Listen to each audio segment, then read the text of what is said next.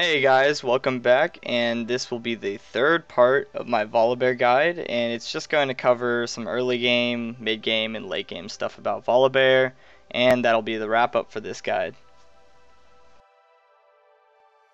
Now talking early game, it's mostly about lane phase. I'd say Volibear has a decent level 1 fight.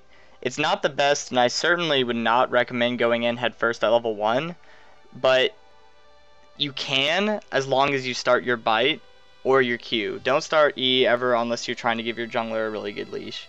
The thing is, Volibear takes too much minion damage at level 1 to have a really strong level 1 fight, as to say like Elise or even Yasuo. So the key for Volibear's lane phase is to farm for a few levels, or even just get to level 2 and try and cheese him. Then head straight for the trades at level 4 through 9 when you're at your strongest. Your W does a deceptively large amount of damage with a big combo of a Q, an E, an R, a whole bunch of auto attacks, like maybe 1 or 2, and then a W. Volibear, I'd say, has the best 1v1 in the entire game, so you can win almost every single trade in 1v1. Just remember that with your R active, you're probably never going to get out-traded by anyone. So when you have your R active, don't waste it. Try and go in immediately so you can get a ton of auto attacks off.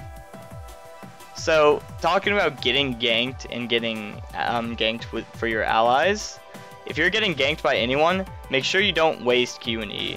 E only when they're close to you, so they both get slowed, and then you can outrun them with Q immediately after.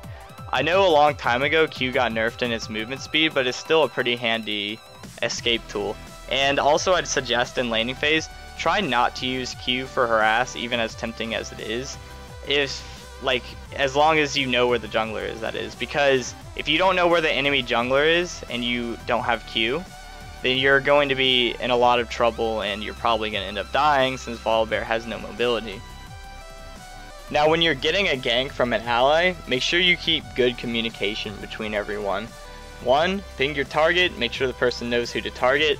You should most of the time target the enemy jungler because chances are they're going to be squishier and it'll be worth it if you kill them because you'll get double buffs from them. 2. Tell them in some way that you're heading in. Like most of the time if you're activating Q, that's a sign for your allied jungler that you are going to go in. But it is also a sign for the enemy that you're going to go in, so make sure you do it quick. And at this point, your ally should have come into lane, and you either get a kill, you might get a flash, or if you're unlucky, you won't get anything at all. But getting a gank with Volibear is pretty easy because your fling is such a good setup for ganks that most of the time it'll end up with a flash or a kill, especially if you can get your bite off. And that's also another thing I like to point out. A lot of the times in my previous games, I've had some troubles deciding when to W, and I always, what I think is it's better to W early than it is to W late. Because when you W late, most of the time, or I guess I need to put it as this, you can't Wing late still means you W, but if you're waiting to hold your W, you might not be able to get it off at all. So you want to use it earlier than later. Unless, of course, you know that you can get him and then your W can insta-kill him, leaving him no chance for survival. Going into mid-game, teamfights is pretty much what mid-game is all about. Securing objectives, getting towers, getting dragon, all that kind of good stuff. So Volibear's job varies from either peeling for your team or focusing an enemy carry. If it's A, focusing a carry, quickly activate Q and make sure you can land E on them or else you'll be kited very easily. That's a very negative side to Volibear, that he can get kited if he doesn't hit his skills. Especially if you use Q and E, doesn't hit them at all and you're just going to be left sitting around trying to catch up to the person. Most of the time you won't be able to. Especially if they have a peel champion like Janna. Attempt to stick to the target until they're dead.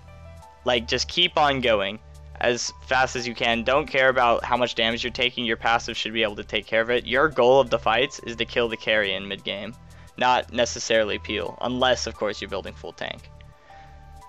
As you peel, if you are going to peel and make your AD carry and AP carry's life a lot easier, make sure you are the tank.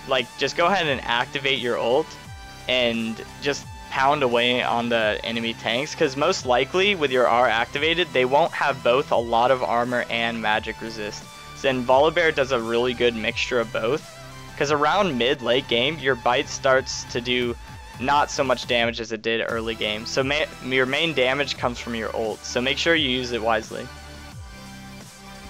When it gets to mid-late game, you need to judge whether rushing the carry is wise or not. This part of the late game is really tough for Volibear because there are items like Iceborne Gauntlet, Warden's Mail / Randuin's Omen.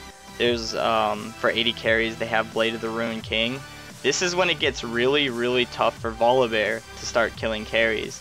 So Volibear transitions from going from a carry killer to more of a peel kind of tank. You can still have your Blade of the Ruined King and do a lot of damage to tanks, but you're not as useful as, let's say you were in the early mid-game team fights. The thing about Volibear is, what you really want to do with Volibear is win the early game, because Volibear's late game isn't known for its great team fights, and that's what late game's all about. Whoever wins the team fights gets a lot of objectives and most likely wins the game. So I'm just going to leave on a final note with, if you do want to play Volibear, and I do recommend him, he's a really great champion, he's really fun. The thing is, you have to make sure you end games early.